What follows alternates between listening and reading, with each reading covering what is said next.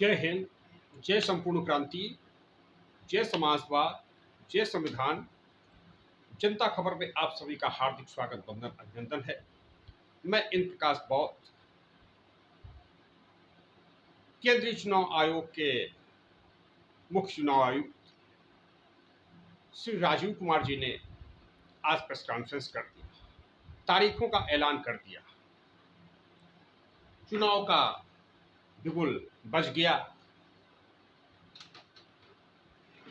और चुनाव आचार संहिता लागू हो गया।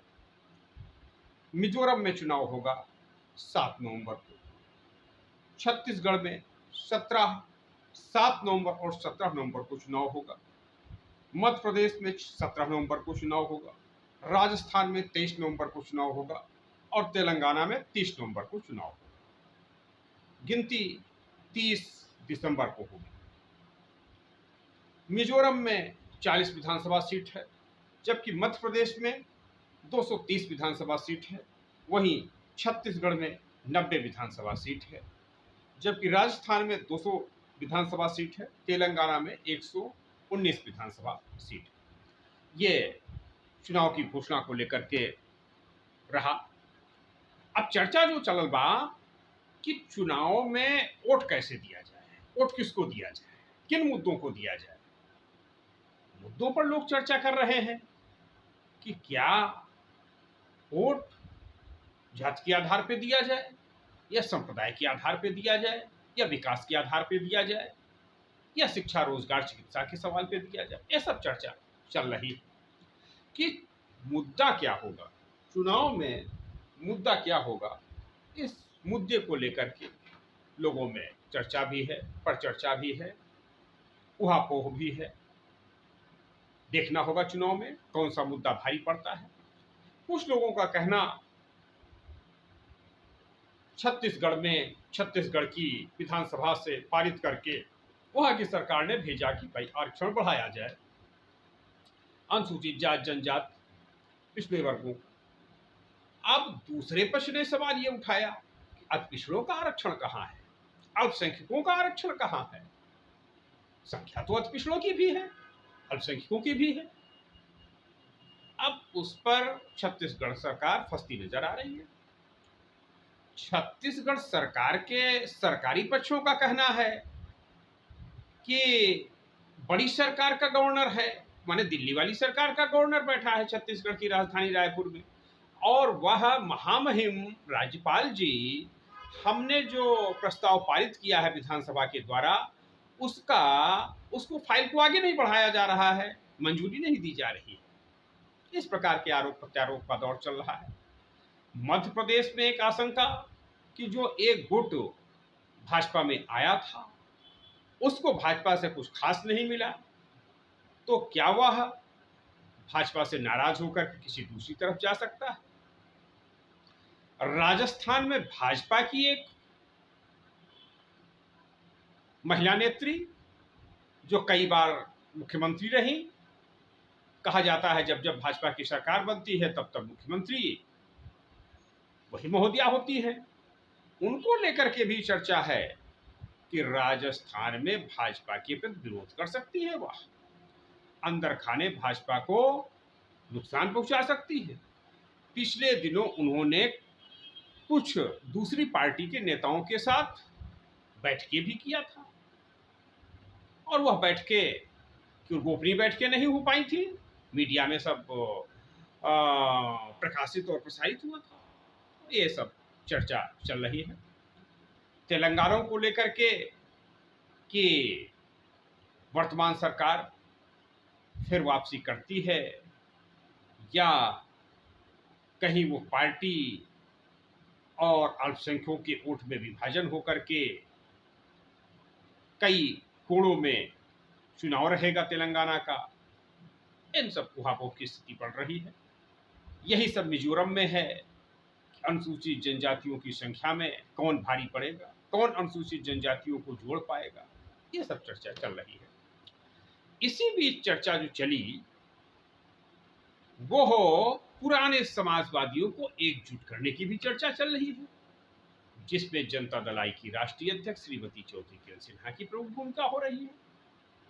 शरद यादव जी के विशिष्ट सहयोगी रहे, देवरिया से विधायक रहे, सुभाष लाल श्रीवास्तव जी की चर्चा है, वो जुटे हुए हैं, बराबर उत्तर प्रदेश की राजधानी लखनऊ में डेरा डाले हुए हैं, समाजवादी ताकतों से मिल रहे हैं, जो कभी जनता दल में रहे हैं उनसे मिल रहे हैं, जो कभी लोकनायक जयप्रकाश नारायण, जॉर्ज फर्नांडीज, कर्पूरी ठाकुर के नजदीकी रहे हैं उनसे मिल रहे हैं, जो कभी शरद यादव, नीतीश कुमार के नजदीकी रहे हैं उनसे जुड़े रहे हैं, उनसे मिल रहे हैं, और एक नई समाजवादी ताकत, जयप्रकाश के सपनों का भारत बनाने वाली ताकत बनाने का प्रयास चल रहा है। लोकनायक जयप्रकाश नारायण की पुण्यतिथि के पूर्व भी उन्होंने बहुत कुछ कहा। लोकनायक जयप्रकाश नारायण की पुण्यतिथि 8 अक्टूबर को जो चर्चा पर चर्चा हुआ, उस पर भी जो भाग ले रहे थे समाजवादी आंदोलनों से जुड़े हुए जयप्रकाशवादी लोग, संपूर्ण क्रांति के पक्षधर लोग, वह भी मान रहे हैं, और मान ही नहीं रहे, उसके लिए प्रयास कर रहे हैं।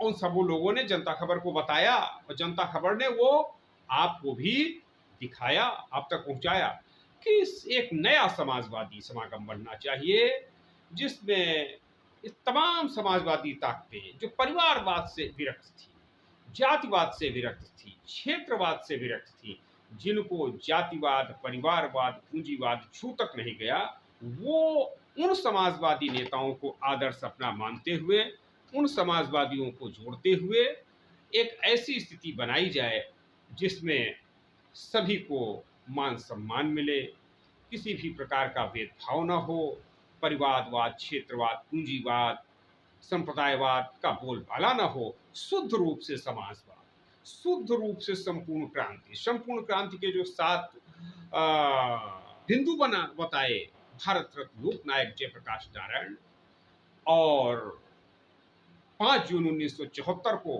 पटना के गांधी मैदान से भारत रत्न लोकनायक जयप्रकाश नारायण ने जो आह्वान किया, उन भारत रत्न लोकनायक जयप्रकाश नारायण को के सपनों को साकार करने के लिए, उनको संकल्पों को पूरा करने के लिए एक जमात जो है, वो जमात एकजुट हो रही है। उत्तर प्रदेश की राजधानी लखनऊ में 11 अक्टूबर को eco garden, Charbagh railway station के पीछे जो कभी पुराना जेल हुआ करता था, वह पुराना जेल अब इको गार्डन बन गया है। उस इको गार्डन में कई हिस्से हो गए हैं।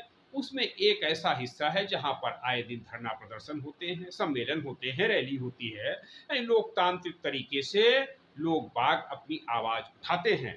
उस इको गार्डन में 11 अक्टूबर को 11 बजे से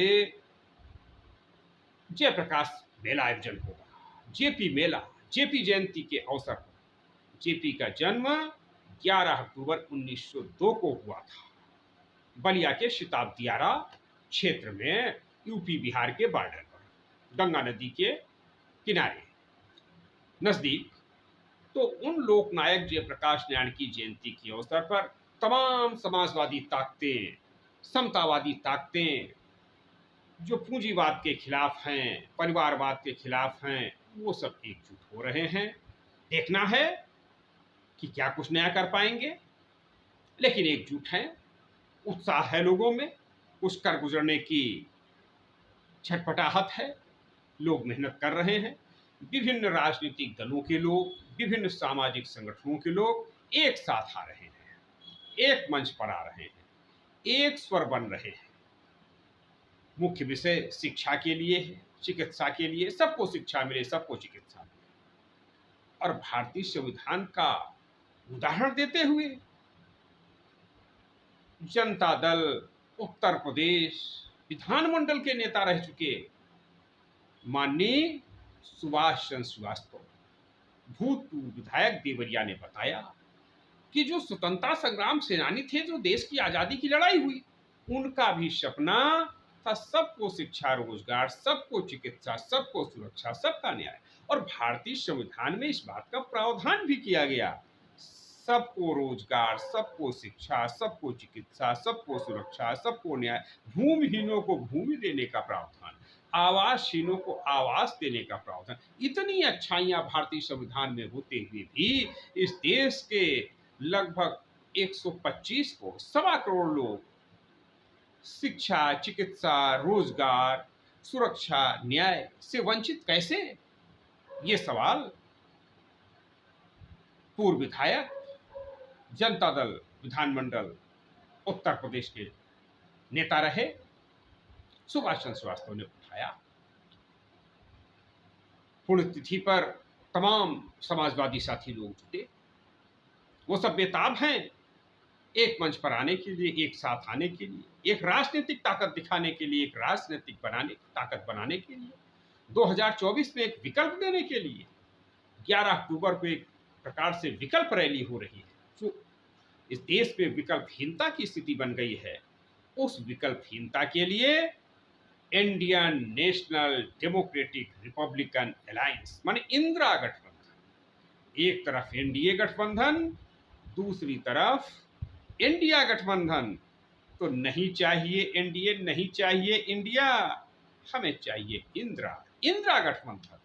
इंदिरा गठबंधन के माध्यम से तमाम ये सारी जयप्रकाशवादी ताकतें, कर्पूरी ठाकुर को मानने वाले लोग, शरद यादव को मानने वाले लोग, जॉर्ज फर्नांडीज को चाहने वाले लोग सब एकजुट हो रहे हैं और एकजुट होकर एक मजबूत ताकत बनाने का प्रयास कर रहे हैं। एक खबर बिहार से, बिहार की खबर यह है कि वहां की स्थिति जो बन गई है, जो कभी एक नारा दिया गया था उत्तर प्रदेश में एक पार्टी के द्वारा, पार्टी विशेष के द्वारा, 85 पे 15 का शासन नहीं चलेगा, वोट हमारा राज तुम्हारा नहीं चलेगा।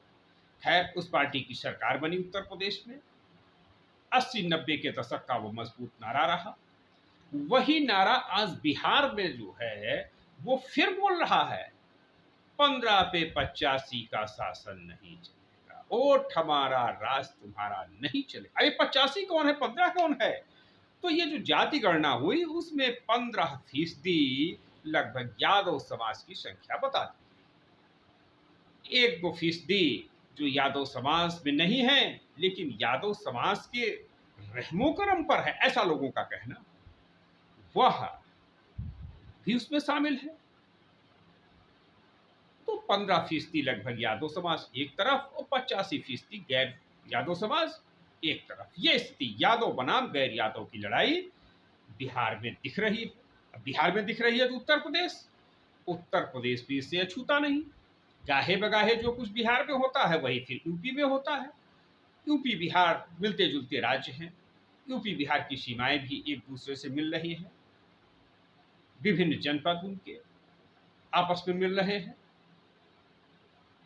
लोगों का मेला हाट बाजार में आना जाना, लोगों की नातेदारियां, रिश्तेदारियां और भाषा, लोगों की भाषा भी उत्तर प्रदेश और बिहार की भाषा भी एक दूसरे को मिलाती है, जोड़ती है। तो अब ये भी देखना होगा कि जिस प्रकार से 80-90 के दशक में उत्तर प्रदेश में एक नारा सार्थक हुआ, 85 पे 15 का शासन नहीं चलेगा, वोट हमारा राज तुम्हारा नहीं चलेगा। वो उस समय था कि 15% सवर्ण है और 85% बहुजन है। तो 15% सवर्णों का आधिपत्य, शासन, प्रशासन, उद्योगासन 85% बहुजनों पर नहीं चलेगा। वही अब बिहार में हो रहा है कि 15% यादवों का शासन, 85% गैर यादवों पर नहीं चलेगा। गैर यादव जातियां एकजुट हो रही हैं और विभिन्न राजनीतिक दल भी उनको एकजुट करने के प्रयास में लग गए हैं। विभिन्न सामाजिक संगठन जो पहले कभी नहीं एक साथ आए, कभी एक साथ नहीं बैठे, जातिगत संगठन विभिन्न जातियों के उत्थान के लिए बनाए जो संगठन बने हुए हैं, जो उनकी महासभाएं बनी हुई हैं, उनके नेता भी आपस में बैठ के शुरू कर दिया है। वो चाहे सुनील कुमार पिंटू जो जनता दल यूनाइटेड के ही नेता रहे, सांसद हैं सीतामढ़ी से, और चंद्रवंशी, तो चंद्रवंशी, उन्होंने भी जेडीयू की नीतियों का विरोध किया। माने जनसंख्या जिस प्रकार से लाई गई, लगभग सभी बिरादरियों के नेताओं ने, सभी संगठनों के नेताओं ने, विरोध किया, जदयू के खास नेताओं को छोड़कर, राजद के खास नेताओं को छोड़कर। सबको आश्चर्य हुआ कि ये जातिगत गणना कैसे इस तरीके से आई। उसको कहना कि भाई अगर पारदर्शिता ला दी जाती कि जिस जाति की संख्या है जितनी है, ठीक है, जो भी है वो पारदर्शी बना दिया जाए, जैसे मतदाता सूची कोई भी देख सकता है, नेट पे डाल दिया गया, जिन लोगों के नाम मतदाता सूची में छूटे हैं वो जाकर के अपना मतदाता सूची में नाम डलवा सकते हैं। यह प्रावधान कर दिया जाता तो कहीं कोई दिक्कत नहीं होती, परेशानी नहीं होती। सब लोग आपस में एक जो सवाल उठा है, जो संदेह उठा है, एक प्रश्न उठा है कि हम देख नहीं सकते, जो कुछ कह दिया, अरे खाता न बही और महोदय जो कहें वही सही। माने कोई खाता बही नहीं है और श्रीमान जी जो कह रहे हैं वही सही है। तो भाई कम से कम खाता बही दिखा दो, जिससे कोई शक न रह, शक की गुंजाइश न रहने पाए, कोई शक सुबह न रहने पाए, कोई सवाल न उठने पाए। तो बिहार सरकार पर तो सबसे बड़ा सवाल है, जो सबसे बड़ी शक की सुई घूम रही वो यही है कि कोई आम आदमी उसको नहीं देख सकता है, खास आदमी नहीं देख सकता है। और अभी हाल ही में नीरज कुमार, जब उपेंद्र कुशवाहा ने कहा कि हमारी गिनती नहीं की गई, हमारे यहाँ कोई आया नहीं, और ये बात उपेंद्र कुशवाहा ही नहीं, रविशंकर प्रसाद वगैरह तमाम लोग, अक्सर लोगों ने कहा कि भाई हमारे यहाँ नहीं आए। तो नीरज कुमार जी लिस्ट लेकर के आ गए, देखो मकान नंबर फला फला फला तारीख में गए हैं, मकान का मुखिया ये है, मकान के कमरे इतने हैं, मकान का संख्या ये है। तो क्यों नहीं गए उपेंद्र कुशवाहा जी? अब सवाल ये है कि जिसके लिए बिहार सरकार ने कहा, पटना हाई कोर्ट में कहा, दिल्ली सुप्रीम कोर्ट में कहा कि हम किसी भी प्रकार से कोई गणना सार्वजनिक नहीं करेंगे, जो सर्वे हो रहा है जाति सर्वे को सार्वजनिक नहीं करेंगे, ये हम अपने लिए करा रहे हैं जाति सर्वे, ताकि हम जातियों के कल्याण के लिए योजनाएं बना सकें, प्रदेश के कल्याण के लिए योजनाएं बना सकें। तो फिर वो सार्वजनिक कैसे कर दिया जनता दल यू के प्रवक्ता नीरज कुमार ने? ये बड़ा प्रश्न चिन्ह है। उनको कैसे पता चल गया, कैसे मिल गया, कहां से डाटा ले लिए? जब डाटा वो देने का प्रावधान ही नहीं है, सूचना के अधिकार के तहत भी प्रावधान नहीं है, और हाईकोर्ट सुप्रीम कोर्ट में लिख करके दे चुके हैं, मीडिया के सामने बोल चुके हैं कि हम किसी को कुछ नहीं बताएंगे ताकि इसका कोई प्रभाव न पड़े, तो फिर मीडिया में बोल क्यों दिया फला जाति इतनी, ढमाका जाति इतना, ढमाका जाति इतना?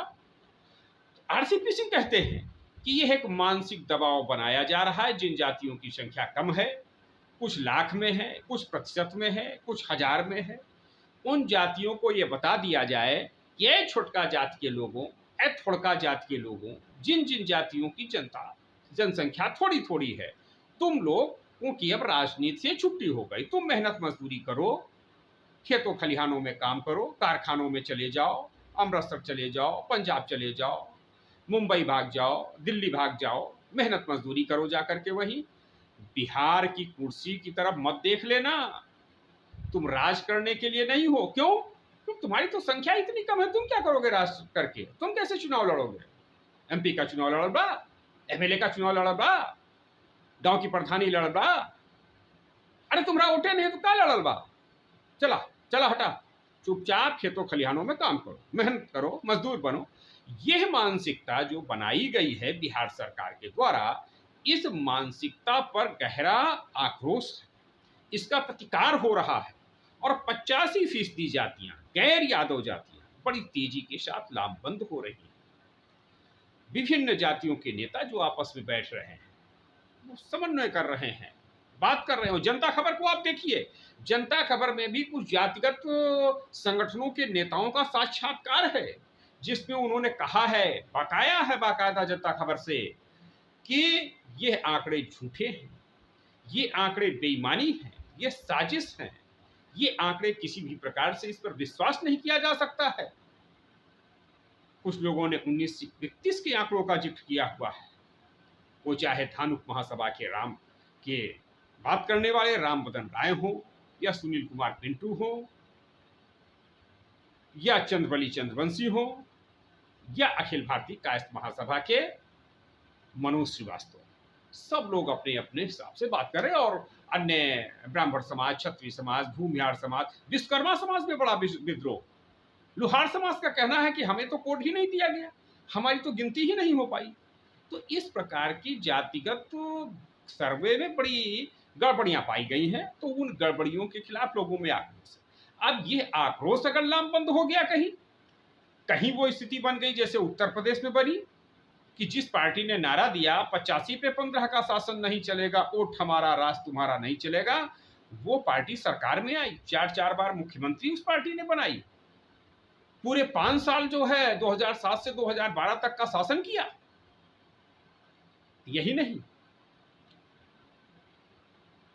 जब मंडल कमीशन लेकर के बीपी सिंह आए तो मंडल कमीशन ने बीपी सिंह को पटक दिया, बीपी सिंह को कोई लाभ नहीं हुआ, बीपी सिंह की राजनीति खत्म हो गई और चंद वह लोग काबिज हो गए जिनके बारे में सोचा नहीं जा सकता।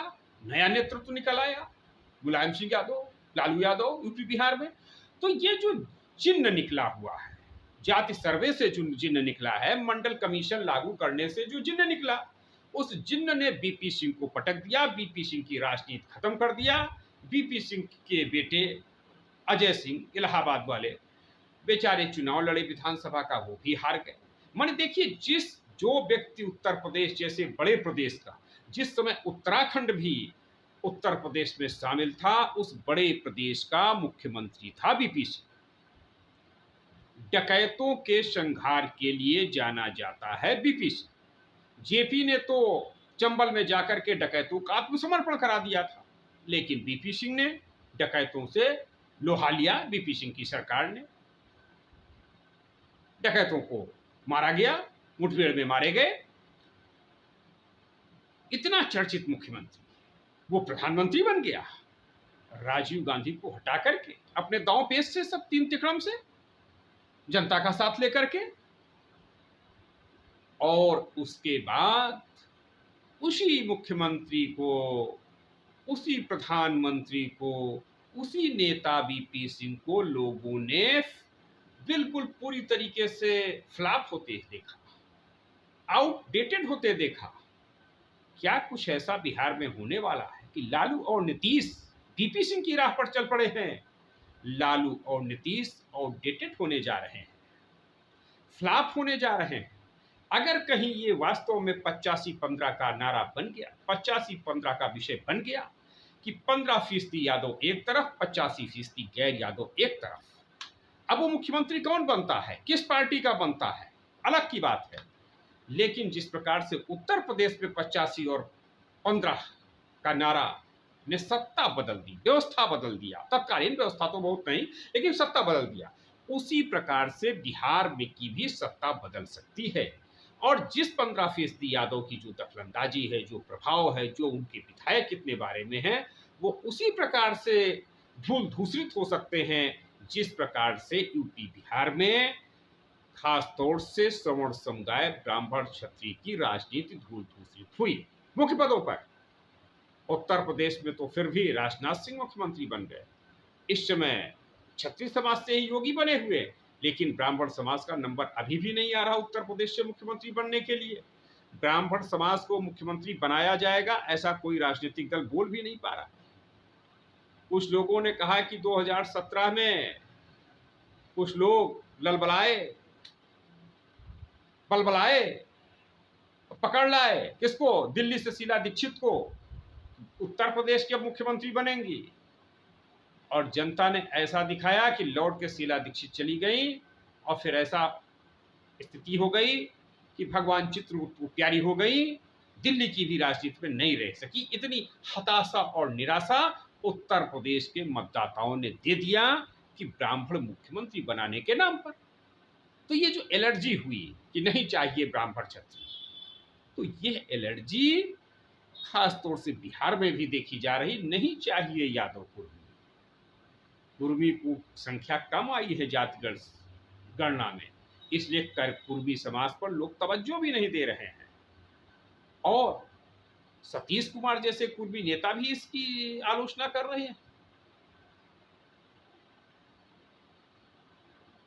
रामविलास पासवान की बेटी चिराग पासवान ने भी आलोचना किया, विरोध किया, फर्जी बताया, झूठा बताया, झूठ का पुलिंदा बताया। तो जिस प्रकार से एक वातावरण बन रहा है, माहौल बन रहा है कि 15% यादव का 85% गैर यादव पर हुकूमत नहीं चलेगा, शासन प्रशासन नहीं चलेगा, वो यादव समाज के लिए भारी पड़ सकता है। कुछ लोगों का तो यहाँ तक कहना है कि भाई बिहार के मौजूदा मुख्यमंत्री जी ने गेम कर दिया, खेल कर दिया।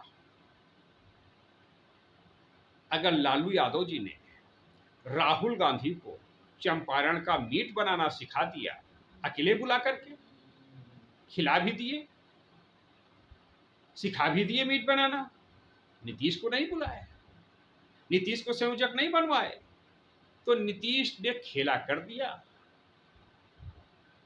15% से थोड़ा कम यादव समाज की गिनती दिखा करके, यादव जाति की गिनती दिखा करके यादवों के खिलाफ बिहार के सारे यादवों को लामबंद करना शुरू कर दिया। अंदर खाने जो ये है कि भाई यादव राजनीति को नीतीश कुमार ही खा गए। अब ये देखना होगा कौन किसको खा रहा है, लेकिन जो चर्चा चल रही है, जो विभिन्न समाचार पत्रों में, विभिन्न इलेक्ट्रॉनिक मीडिया में, विभिन्न सोशल मीडिया में आ रही हैं खबरें, और जनता खबर से भी जो तमाम जातियों के नेता बात कर रहे हैं, उनका पूरा लबोलुआब यही निकल रहा है कि 15 बनाम 85 की स्थिति बन रही है। एक और घटना उत्तर प्रदेश की। उत्तर प्रदेश में जिस प्रकार से देवरिया के रुद्रपुर में हुआ, ब्राह्मण बनाम यादव, यादव 1 मारा गया, ब्राह्मण 5 मारे गए। एक व्यक्ति को छोड़ के पूरा परिवार स्वाहा कर दिया गया। एक लड़का अस्पताल में जीवन और मरण के बीच संघर्ष कर रहा है। इसको लेकर भी चर्चाएं हैं कि बुलडोजर भेज दिया गया, बुलडोजर चलेगा।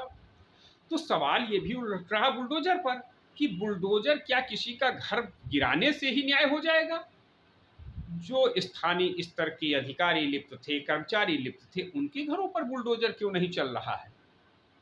उनकी संपत्तियों पर बुलडोजर क्यों नहीं चल रहा है? जो ताकतें इस घटना के लिए जिम्मेदार हैं, जिन ताकतों ने साजिश किया, जिनके जो जिम्मेदार होती हैं कानून व्यवस्था बनाने के लिए, ऐसी घटनाएं न होने पाएं, इसलिए उनको जनता की गाढ़ी कमाई से, जनता की खून पसीने की कमाई से वेतन भत्ते दिए जाते हैं लाखों करोड़ों के, उनके घरों पर बुलडोजर क्यों नहीं? क्या बुलडोजर केवल एक व्यक्ति के विशेष के घर पर बुलडोजर चलने से ही न्याय हो जाएगा? क्या न्याय की परिभाषा यही है कि 5-5 हत्याएं हो जाएं और बुलडोजर चलवा दिया जाए बस एक घर पर? स्थानीय कर्मचारी, अधिकारी, प्रशासनिक कर्मचारी, शासन का अमला, विधायक, सांसद, मंत्री, ये सब कर क्या करते रहे? विधायक, सांसद, मंत्रियों को अलग कर दिया कि साहब जनता के सेवक हैं, बहुत बड़े वाले सेवक हैं, और जो प्रशासन वाले हैं उनके खिलाफ भी कार्यवाही नहीं। आखिर इस प्रकार की घटनाएं सोनभद्र के उन्वा से लेकर उन्नाव तक क्यों हो रही हैं? कानपुर में भी मार दिया गया, एक विश्वकर्मा परिवार के 2 लोग मार दिए गए, ब्राह्मण समाज के लोगों ने मारा। तो कुछ लोगों ने कहा, जनता खबर से बात करते हुए, फहीम सिद्दीकी, हाजी फहीम सिद्दीकी, राष्ट्रीय प्रदेश अध्यक्ष, इंडियन नेशनल लीग के साथ बातचीत हो रही थी जनता खबर की। उन्होंने कहा भाई आक्रोश आ जाता है जब एक आदमी की घटना हो जाए, एक आदमी मार दिया जाए। तो सवाल उठा कि एक आदमी को मार दिया गया, आक्रोश आ गया, तो वो आक्रोश यादव में ही क्यों आता है? वो कानपुर के विश्वकर्मा 2-2 मारे गए, 2-2 विश्वकर्मा मारे गए, उन विश्वकर्मा समाज के लोगों के अंदर आक्रोश क्यों नहीं आया? आक्रोश केवल क्या यादव के ही अंदर आता है? ये कोई वैज्ञानिक विषय है क्या? इसमें क्या कोई वैज्ञानिकता है क्या? इस प्रकार से विषय हो रहे हैं, ये सब चर्चाएं चल रही हैं। जातिवाद की चर्चा है, संप्रदायवाद की चर्चा है, संप्रदायवाद थोड़ा दबा है इस समय, जातिवाद की चर्चा जोरों पे है। शिक्षा, रोजगार, चिकित्सा, सुरक्षा, न्याय से लोगों को वंचित किया जा रहा है। इन्हीं सब बातों को लेकर के एक जोरदार चर्चा पर चर्चा करने के लिए ऐसे सभी समाजवादी ताकतें जुट रही हैं। इको गार्डन लखनऊ में 11 अक्टूबर को 11 बजे से, पूर्वाह्न 11 बजे से Indian national democratic Republican alliance माने इंदिरा गठबंधन के सानिध्य में लोग जुट रहे हैं। जनता खबर के दर्शकों से भी अपील है कि आप सब तमाम इन समाजवादी नेताओं को सुनने समझने के लिए इको गार्डन लखनऊ पहुंचे। दिन बुधवार पूर्वाह्न 11 बजे, 11 अक्टूबर 2023। धन्यवाद।